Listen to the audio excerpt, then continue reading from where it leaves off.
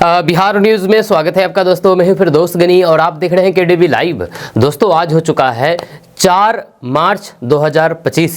तो आज की पूरे बिहार की टॉप न्यूज़ लेकर आए हैं आपके लिए। वीडियो शुरू करने से पहले आपसे एक रिक्वेस्ट है कि अगर आप पहली बार इस चैनल पर आए हैं तो चैनल को सब्सक्राइब करके बेल आइकन को प्रेस कर दीजिए और साथ ही वीडियो को लाइक कर दीजिए, अपने दोस्तों के साथ शेयर भी कीजिए।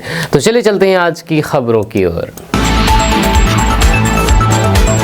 दोस्तों आज बिहार न्यूज की शुरुआत बिहार बजट से करेंगे, क्योंकि कल विधानसभा में बिहार बजट पेश किया गया है। आज की इस वीडियो में ज़्यादातर आपको बजट से जुड़ी हुई खबरें मिलेगी, क्योंकि आपको पता है कि ये चैनल पूरी तरीके से बिहार के लिए समर्पित है और बिहार से जुड़ी हुई तमाम तर खबरें दी जाती है। इसीलिए जो बिहार बजट पेश किया गया है, इस बजट में बिहार की तरक्की के लिए क्या क्या किया गया है, बिहार में क्या क्या ऐसा काम होगा जो बिहार विकास कर सके, हम आपको इसके बारे में बताएंगे डिटेल से। सबसे पहले बजट से ही शुरू करते हैं कि कल 3 मार्च को सम्राट चौधरी जो कि वित्त मंत्री भी है, उन्होंने 2025-26 का बजट पेश किया है। इस बार 3,17,000 करोड़ रुपए का बजट पेश किया है। इस बार सबसे ज्यादा शिक्षा पर 60,000 करोड़ रुपए खर्च किया जाएगा, या 60,000 करोड़ रुपए सिर्फ शिक्षा पर खर्च किया जाएगा। इस साल के बजट का कुल आकार पिछले वित्त वर्ष की तुलना में 38,169 करोड़ रुपए से अधिक है। इस बजट पर मुख्यमंत्री नीतीश कुमार, तेजस्वी यादव, सम्राट चौधरी, नित्यानंद राय और बाकी कई सारे वरिष्ठ नेता, वरिष्ठ मंत्री क्या क्या बातें कही है, हम आपको आगे और भी विस्तार से बताएंगे। दोस्तों बिहार में मौसम तेजी के साथ बदल रहा है। ठंड पूरी तरीके से खत्म हो चुकी है, लेकिन हल्की बारिश और फिर ठंडी हवाओं ने एक बार फिर से लोगों को ठंडक का एहसास कराया है। राजधानी पटना, भागलपुर, गया, बक्सर और कई अन्य जिलों में रविवार सुबह से ही घने बादल छाए रहे और हल्की बारिश हुई। कल भी सुबह मौसम सुहाने के साथ हुई सुबह, जिससे तापमान में गिरावट दर्ज की गई और फिर लोगों को गर्मी से राहत मिली। हालांकि ये राहत ज्यादा दिनों तक नहीं टिकेगी, क्योंकि मौसम विभाग ने अनुमान जताया है कि जल्द ही तापमान में तेजी से वृद्धि होगी और मार्च में भीषण गर्मी पड़ सकती है। इस बार मार्च से ही प्रचंड गर्मी पड़ने की संभावना जताई गई है, जब बक्सर, अरवल, औरंगाबाद, रोहतास समेत दक्षिण पश्चिम बिहार के कुछ जिलों में लू चलने की आशंका है। अनुमान के अनुसार मार्च में अधिकतम तापमान 30 से 33 डिग्री सेल्सियस तक रह सकता है।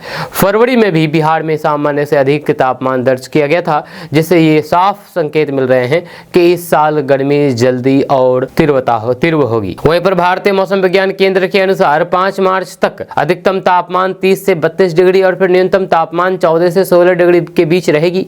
जब वहीं पर 6 और 7 मार्च को तापमान में हल्की गिरावट हो सकती है, जिससे अधिकतम तापमान 28 से 30 डिग्री के बीच रह सकता है। वहीं पर पटना और भागलपुर समेत कई जिलों में मौसम में बदलाव देखा गया। भागलपुर, बांका और फिर मुंगेर जिलों में हल्की बारिश और फिर ठंडी हवाओं के कारण दिन भर ठंडक बनी रही, जब पटना में भी बादलों की आवाजाही जारी रही। मौसम विभाग के अनुसार अगले 24 घंटे में पटना के तापमान में कोई भी बड़ा बदलाव नहीं होगा, लेकिन मार्च में तापमान सामान्य से अधिक बना रह सकता है।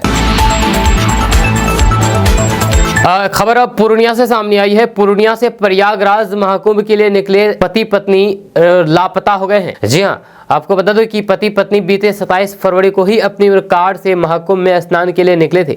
उनके साथ 4 महीने का बच्चा भी है, मगर अब तीनों कहां और किस हाल में है, इस बारे में किसी को कुछ पता नहीं है। एक साथ तीनों की गुमशुदगी के बाद परिजनों को अनहोनी का डर सता रहा है।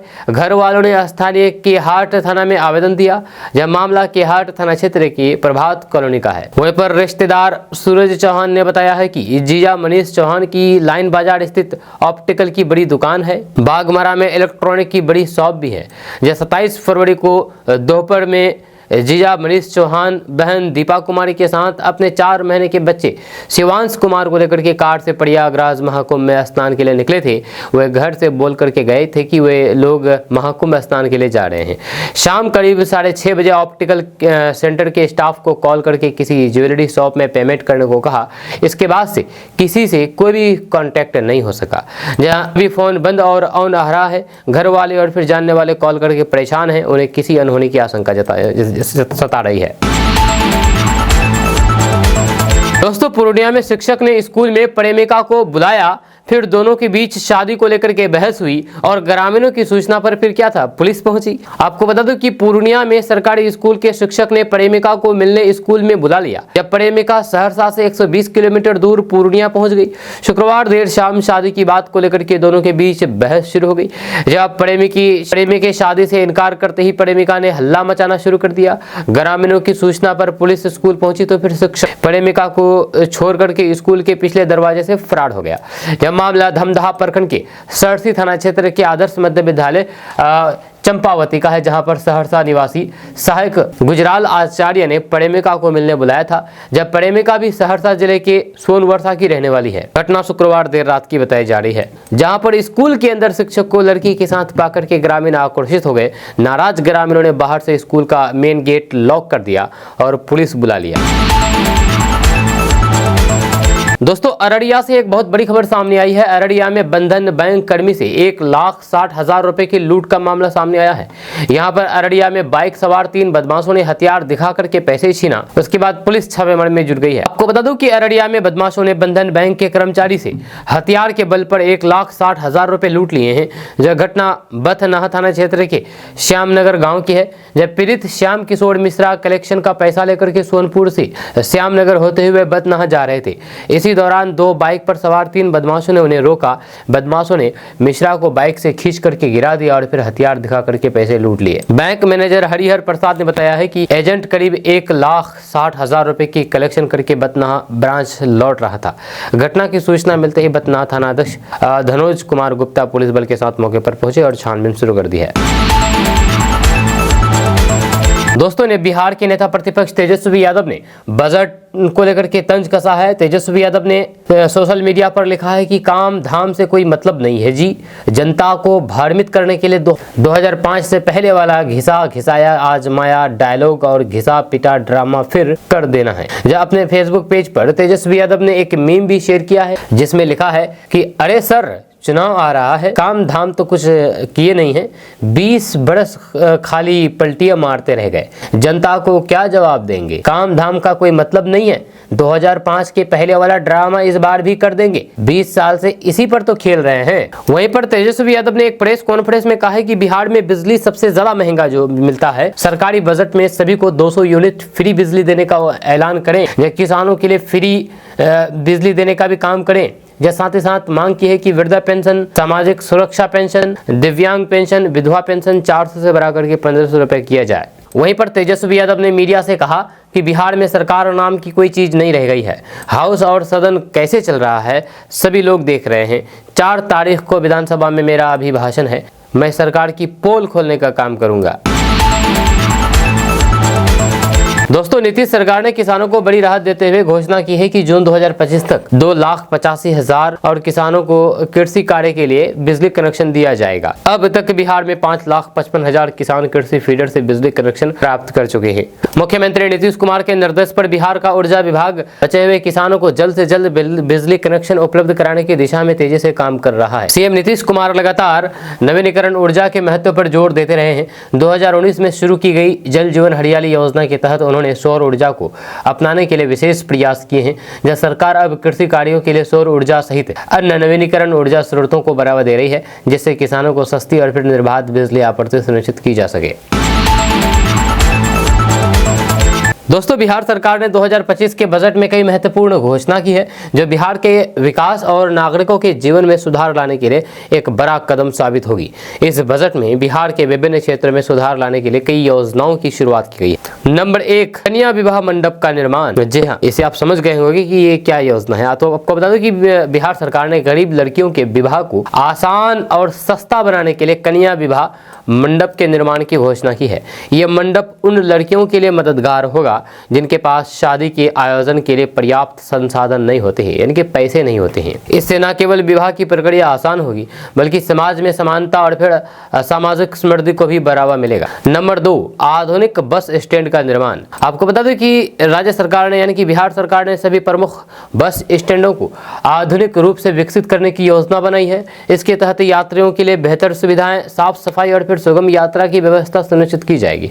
ये कदम यात्रियों के लिए यात्रा को अधिक सुविधाजनक और आरामदायक बनाएगा। नंबर 3, सब्जी उत्पादन समिति का गठन। आपको बता दो कि बिहार में कृषि क्षेत्र को प्रोत्साहित करने के लिए सब्जी उत्पादन समितियों का गठन किया जाएगा। इससे बिहार के किसानों को नई तकनीकों और फिर बाजारों तक पहुंच मिलेगी, जिससे उनका उत्पादन बढ़ेगा और वे आर्थिक रूप से सशक्त होंगे। नंबर 4, कन्या मंडप में गरीब लड़कियों की शादी।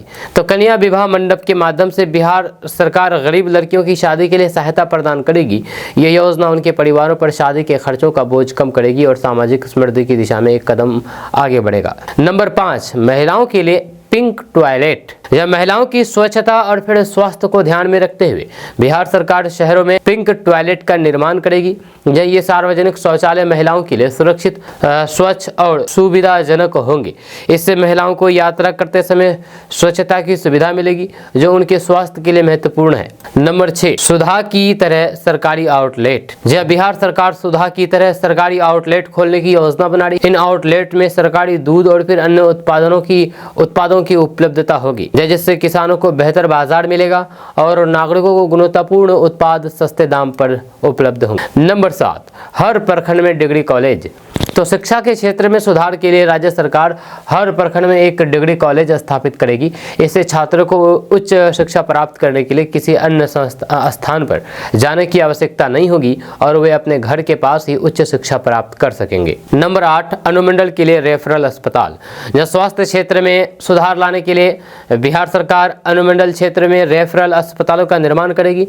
यह अस्पताल उच्च गुणवत्ता वाली चिकित्सा सुविधाएं प्रदान करेगी, जिससे ग्रामीण क्षेत्र में रहने वाले लोगों को बेहतर स्वास्थ्य सेवाएं मिलेगी। नंबर 9, कामकाजी महिलाओं के लिए हॉस्टल। तो कामकाजी महिलाओं के लिए हॉस्टल की सुविधा प्रदान की जाएगी। ये कदम महिला सशक्तिकरण की दिशा में महत्वपूर्ण होगा, क्योंकि इससे महिलाओं को कार्यस्थल तक पहुंचने और वहां अपनी सेवाएं देने की में कोई भी परेशानी नहीं होगी। नंबर 10, बेगूसराय में कैंसर अस्पताल। तो बेगूसराय में एक कैंसर अस्पताल का निर्माण किया जाएगा। यह अस्पताल बिहार के नागरिकों को कैंसर जैसी गंभीर बीमारियों का इलाज स्थानीय स्तर पर उपलब्ध कराएगा। इससे इलाज में कोई होने वाली कठिनाइयों को कम किया जा सकेगा। नंबर 11, बड़े शहरों में पिंक बस सेवा। बिहार सरकार बड़े शहरों में महिलाओं के लिए पिंक बस सेवा शुरू करेगी। ये बस सेवा महिलाओं के लिए सुरक्षित और आरामदायक यात्रा सुनिश्चित करेगी, जिससे उन्हें यात्रा करते समय सुरक्षा की चिंता नहीं होगी। नंबर 12, SC/ST प्री मैट्रिक छात्रवृत्ति दोगुना होगी। बिहार सरकार ने SC और ST वर्ग के छात्रों की प्री मैट्रिक छात्रवृत्ति राशि को दोगुना करने की घोषणा की है। ये कदम उसके लिए शिक्षा के दरवाजे खोलने में मदद करेगा और उनकी शिक्षा के खर्चों को आसान बनाएगा। नंबर 13, पूर्णिया एयरपोर्ट का निर्माण। जब पूर्णिया में एक एयरपोर्ट का निर्माण 3 महीने में शुरू होगा। ये एयरपोर्ट क्षेत्रीय कनेक्टिविटी को बढ़ावा देगा और नागरिकों को हवाई यात्रा में सहूलियत प्रदान करेगा। इससे किशनगंज, अररिया, पूर्णिया, कटिहार के लोगों को सुविधा मिलेगी, साथ ही साथ भागलपुर और सुपौल के लोगों को भी सुविधा मिलेगी। नंबर 4, अन्य एयरपोर्ट का निर्माण। बिहार के अन्य प्रमुख शहरों जैसे कि भागलपुर, सहरसा, मुंगेर, बीरपुर, मुजफ्फरपुर, वाल्मीकि नगर और मधुबनी में भी एयरपोर्ट बनाए जाएंगे। इससे बिहार के विभिन्न हिस्सों में कनेक्टिविटी बेहतर होगी और फिर व्यापारिक और फिर पर्यटन के अवसर बढ़ेंगे। नंबर 15, भागलपुर में मौसम विज्ञान केंद्र। जब भागलपुर में मौसम विज्ञान केंद्र की स्थापना की जाएगी, ये केंद्र बिहार में मौसम की सटीक जानकारी देने के लिए काम करेगा, जिससे किसानों को बेहतर योजना बनाने में मदद मिलेगी और फिर अन्य प्राकृतिक आपदाओं के लिए राज्य प्रशासन को पहले से तैयारी करने का अवसर मिलेगा। मैं 36 साल का, मेरी उम्र भले ही कच्ची है लेकिन जुबान की बिल्कुल पक्की है, ये कहना है तेजस्वी यादव का। आपको बता दो कि बिहार में इस साल विधानसभा चुनाव होना है। सभी राजनीतिक पार्टियां अभी से ही तैयारी में जुट गई है। वादों और दावों के पिटारे भी खुलने लगे हैं। इस बीच तेजस्वी यादव ने अपने एक्स हैंडल पर एक पोस्ट किया है, जिसमें वो दावा किया है कि जो वादा वो जनता से कर रहे हैं वे पूरा भी करेंगे। उन्होंने इशारों में नीतीश कुमार पर भी तंज कसा है। तेजस्वी यादव अक्सर ही मुख्यमंत्री नीतीश कुमार की उम्र को लेकर के सवाल उठाते नजर आए हैं। जब कई मौके पर वे नीतीश कुमार को रिटायर और थके हुए मुख्यमंत्री बता चुके हैं। अब एक बार फिर से तेजस्वी यादव ने इशारों में उनकी उम्र पर तंज कसा है। दरअसल 1 मार्च को नीतीश कुमार का जन्मदिन था, वह 75 साल के हो गए। अब तेजस्वी यादव ने एक बार फिर से उनकी उम्र को मुद्दा बनाया है। तेजस्वी यादव ने एक्स हैंडल पर अपना एक बयान सार्वजनिक किया है। वीडियो में तेजस्वी यादव ये कहते हुए नजर आ रहे हैं कि मैं 36 साल का हूँ, 72 साल का नहीं। मैं जुमलेबाजी नहीं करता, मेरे को लंबी राजनीति करनी है, जो कहूँगा वह करके दिखाऊंगा। अभी तक जो कहा है वह किया है। मेरी उम्र भले ही कच्ची है लेकिन जुबान की बिल्कुल पक्की है।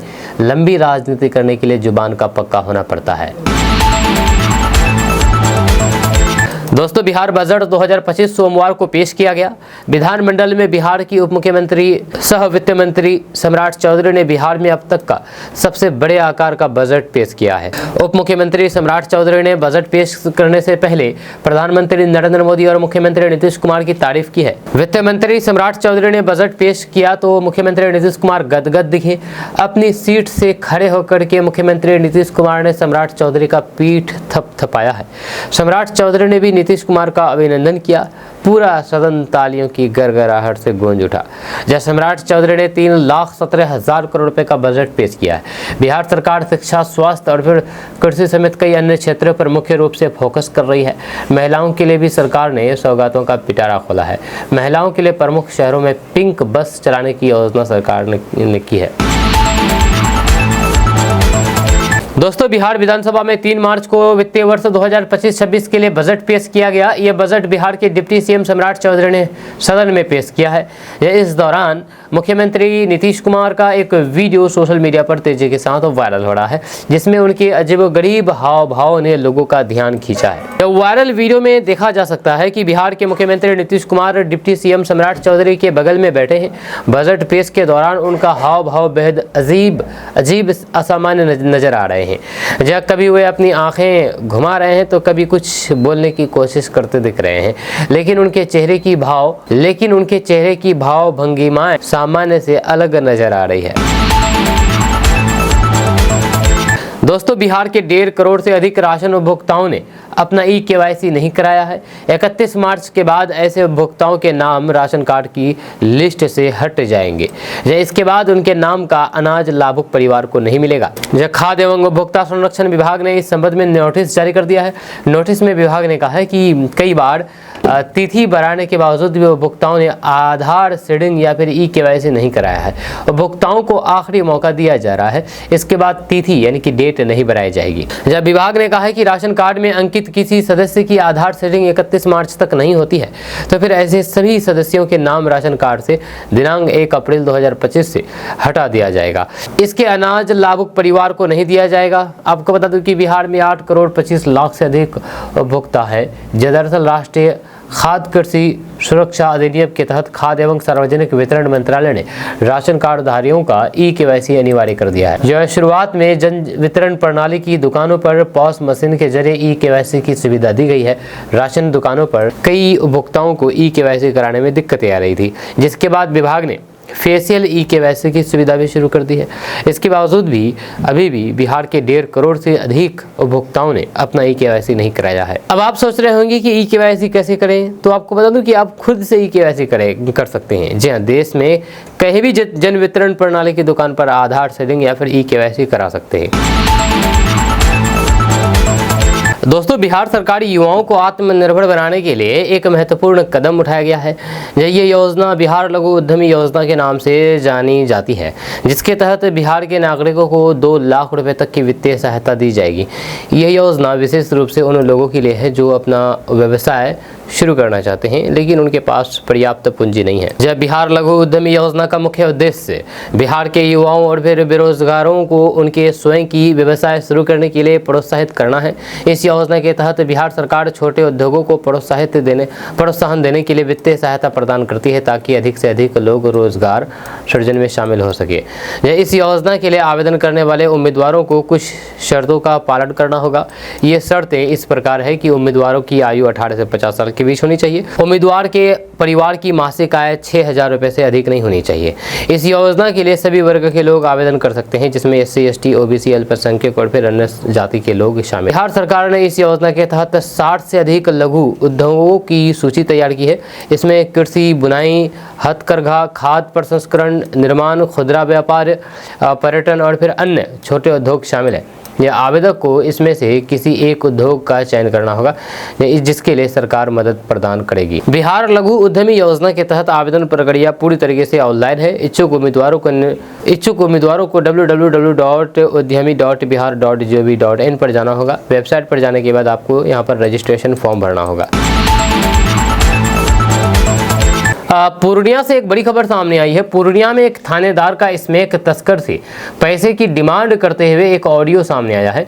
ऑडियो में थानेदार कह रहे हैं कि अगर वो पैसा नहीं देता है तो तस्कर को झूठे केस में फंसा करके जेल भेज दिया जाएगा, साथ ही साथ उसे उम्र भर जेल में सजा काटनी होगी। इस ऑडियो को स्मैक तस्कर ने ही वायरल करवाया है। यह ऑडियो 44 सेकंड का है, जो बीते 13 फरवरी का बताया जा रहा है। आरोप पूर्णिया जिला के जानकी नगर थाना अध्यक्ष संतोष कुमार झा पर लगा है। यह मामले में पूर्णिया SP कार्तिकेय शर्मा ने जांच के आदेश भी दिए हैं। ऑडियो में थानाध्यक्ष संतोष कुमार झा स्मैक तस्कर करण कुमार को ये कहते हुए सुनाए दे रहे हैं कि साहब के लिए अरेंज कर दो, इसके बाद थाने का देखा जाएगा। 2 किलो का व्यवस्था साहब के लिए करो। 2 किलो मतलब 2 लाख। वहीं पर 15 मिनट का समय दे रहे हैं, यस या नो बोलो, हमको भी तो ऊपर तक देना पड़ता है। डायरेक्ट SP साहब केस कर रहे हैं, या वैसे भी हाथ से कलम, बंदूक से गोली और बात जुबान से निकलने के बाद वापस नहीं आता है। यह स्मैक तस्कर के भाई प्रशांत कुमार ने थानाध्यक्ष संतोष कुमार पर आरोप लगाते हुए कहा है कि 13 फरवरी को थानेदार ने स्मैक बरामद किया था। इस मामले में दिलखुश कुमार नाम के युवक को गिरफ्तार करके जेल भेज दिया था। इसी स्मैक के खिलाफ के केस में उन्होंने मेरे फुफेरे भाई करण कुमार को कॉल करके SP कार्तिकेय शर्मा के नाम पर 2 लाख रुपए की डिमांड की है। भाई प्रशांत कुमार के मुताबिक संतोष कुमार कह रहे थे कि स्मैक से जुड़े हुए केस को डायरेक्ट SP साहब देख रहे हैं। 2 लाख रुपए दो, नहीं तो देखो नहीं देते हो तो फिर इसी स्मैक केस में फंसा करके तुम्हें भी जेल में भिजवा देंगे, इसके बाद उम्र भर सोचते रहना। बिहार विधान परिषद में सोमवार को पूर्व मुख्यमंत्री राबड़ी देवी गुस्से में नजर आई है। राज्यपाल के अभिभाषण पर वाद विवाद के दौरान जदयू की ओर से भगवान सिंह कुशवाहा बोल रहे थे। इसी दौरान राबड़ी सत्ता पक्ष पर भड़क गई और कहा कि आप बीजेपी का साथ छोड़िए, हम आपके साथ आ जाएंगे। जदयू MLC नीरज कुमार ने भी बोलना शुरू कर दिया तो राबड़ी देवी ने सवाल किया है कि भागलपुर का दंगा कब और किसके समय में हुआ था। नीरज कुमार ने जवाब दिया है कि 1989 में कांग्रेस की सरकार के समय। इस पर पूर्व CM राबड़ी देवी ने कहा है कि फिर आप लोग हर बात पर जंगल राज क्यों कहते रहते हैं? आज़ादी के बाद जंगल राज नहीं था क्या? या लालू प्रसाद को आप लोग क्यों कोसते रहते हैं? जदयू MLC नीरज कुमार से राबड़ी देवी ने कहा कि हम लोगों ने आज तक चोरी नहीं किया है, नहीं अब तक ED या CBI ने कोई चोरी पकड़ी है।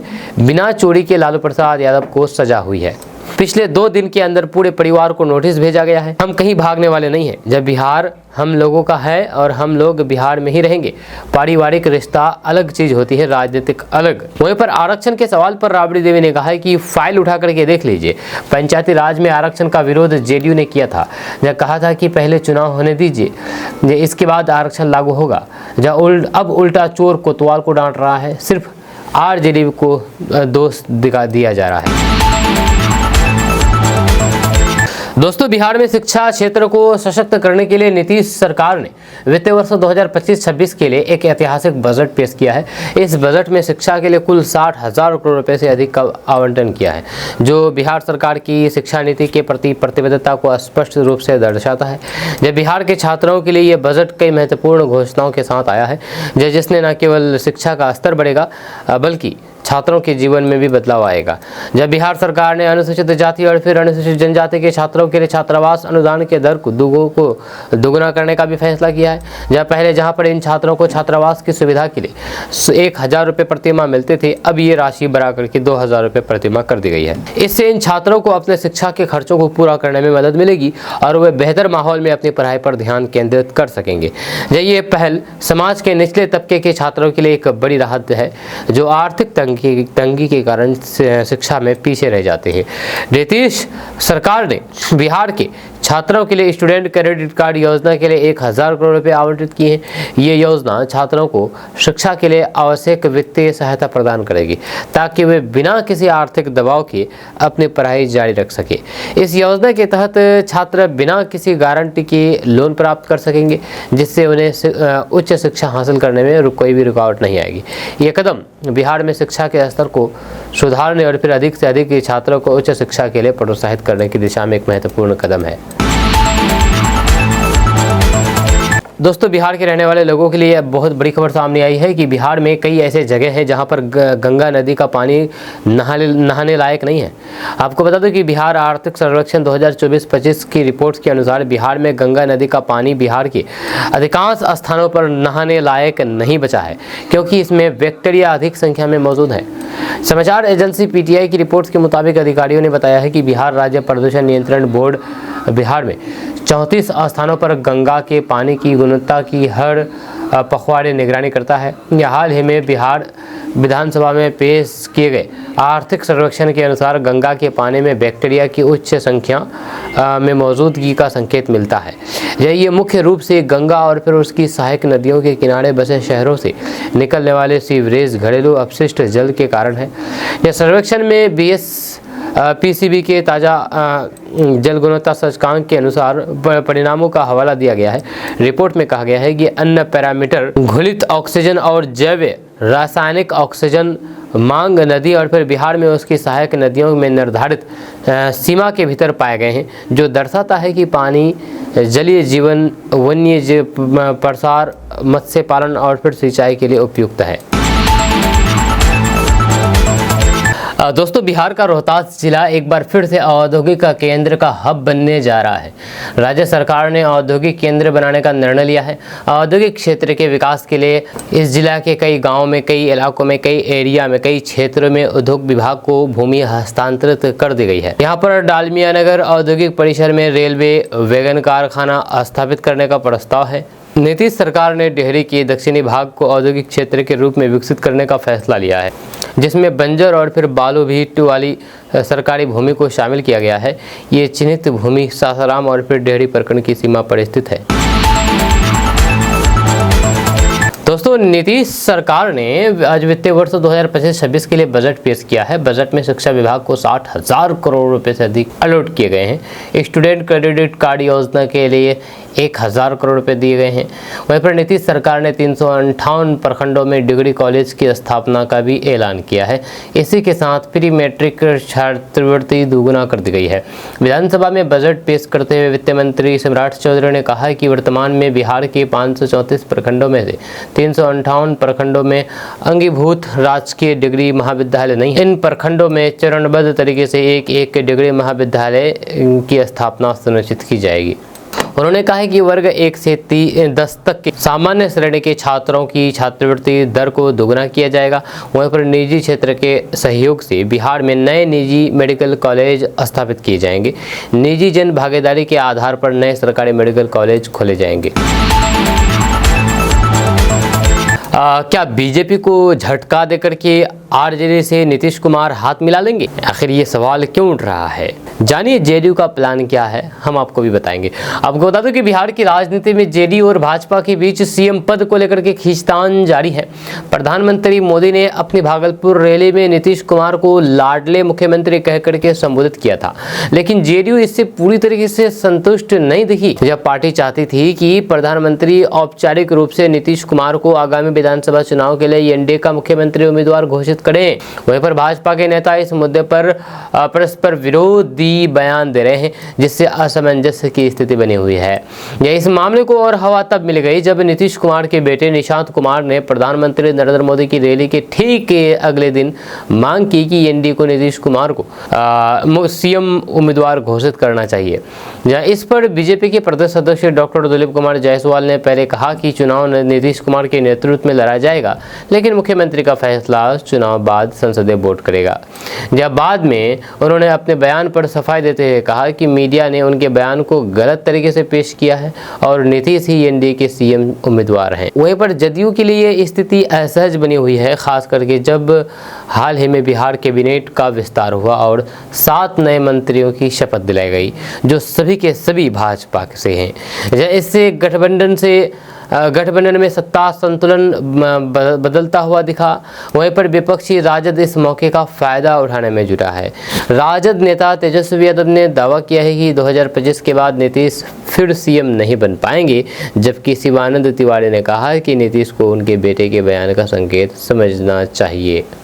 हालांकि भाजपा के सहयोगी दलों ने नीतीश कुमार को समर्थन देने का संकेत दिया है। हिंदुस्तानी युवा मोर्चा के जीतन राम मांझी ने स्पष्ट रूप से कह दिया है कि वे नीतीश कुमार के नेतृत्व में चुनाव लड़ेंगे। वहीं पर चिराग पासवान ने भी नीतीश कुमार के नाम पर सहमति जताई है। दोस्तों, बीते कई महीनों से टल रही बिहार भाजपा अध्यक्ष डॉक्टर दिलीप जायसवाल की ताजपोशी की तारीख तय हो गई है। 4 मार्च मंगलवार को विधिवत तरीके से भाजपा प्रदेश अध्यक्ष डॉक्टर दिलीप कुमार जायसवाल पद संभालेंगे। बापू सभागार में होने वाली प्रदेश परिषद की बैठक में पार्टी के वरिष्ठ नेताओं की मौजूदगी में प्रदेश अध्यक्ष के रूप में दिलीप जायसवाल को पदभार ग्रहण कराया जाएगा। बैठक में पार्टी के प्रदेश, जिला से लेकर के मंडल स्तर के 15,000 से अधिक कार्यकर्ता शामिल होंगे। इसमें मंडल, प्रखंड और फिर जिला स्तरीय कमेटी के अध्यक्ष सहित सभी सदस्य शामिल होंगे। जहां पार्टी नेताओं से मिली जानकारी के अनुसार 4 मार्च को प्रदेश परिषद को बापू सभागार में होने वाली बैठक में प्रदेश भाजपा परिषद के प्रभारी बनाए गए केंद्रीय ऊर्जा मंत्री मनोहर लाल खट्टर शामिल होंगे। बिहार भाजपा प्रभारी विनोद तावड़े और फिर सह प्रभारी दीपक प्रकाश भी शामिल होंगे। दोस्तों, जनसुराज के सूत्रधार प्रशांत किशोर ने प्रधानमंत्री पर तीखा हमला बोला है। उन्होंने आरोप लगाया है कि पीएम मोदी चुनावी मौसम में केवल तक्षशिला और फिर विक्रमशिला जैसे ऐतिहासिक और फिर शैक्षणिक स्थलों के पर ध्यान दे रहे हैं।